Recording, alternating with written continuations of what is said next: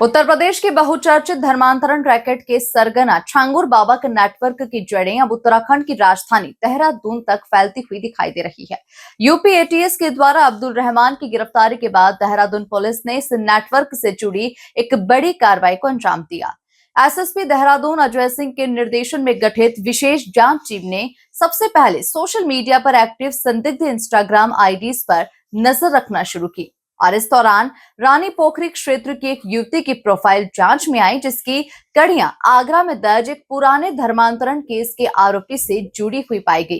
Police ने युवती को हिरासत में लेकर गहन पूछताछ की, जिसके बाद इस गिरोह की मोडस ऑपरेंडी यानी कि काम करने का तरीका सामने आ गया।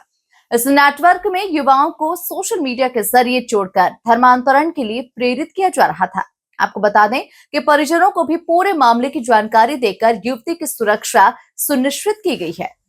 यूपी एटीएस द्वारा एक धर्मांतरण का केस रजिस्टर्ड किया गया था 4 तारीख को और उससे संबंधित इन्वेस्टिगेशन उत्तर प्रदेश में चल रही थी। उसी से रिलेटेड एक इनपुट के आधार पर यूपी एटीएस की एक टीम द्वारा संपर्क किया गया देहरादून पुलिस से और इसमें कुछ इनपुट के आधार पर कुछ लोकल वेरिफिकेशन करके एक अब्दुल रहमान नाम का व्यक्ति है जो पूर्व में हिंदू था, बाद में 2014-15 के करीब मुस्लिम में कन्वर्ट हुआ था, उसको पूछताछ हेतु जो है वो अपने इन्वेस्टिगेशन में ले गए थे और जो अभी तक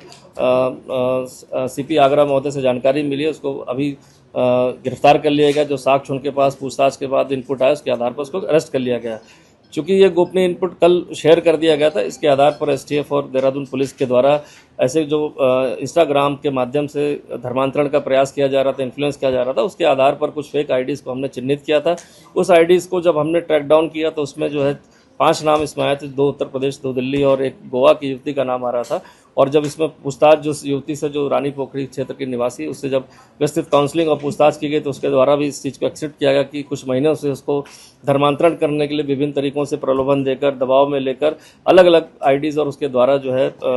प्रेरित किया जा रहा था। और जब इसके संबंध में उनके पेरेंट्स से बात की गई तो उनके द्वारा भी बताया गया कि कुछ माह से ये काफ़ी परेशान थी और विभिन्न तरह से अपने फ़ोन को छुपाकर वार्ता करना, ऐसा बात आ रही थी। और उनके द्वारा भी बताया गया कि जब उन्होंने जानकारी करी तो उसको लगा कि ये धर्मांतरण की ओर आकर्षित होकर ये जा रही है। चूँकि समस्त प्रकरण एक प्रलोभन देकर धर्म को चेंज करने का था और इसको देखते हुए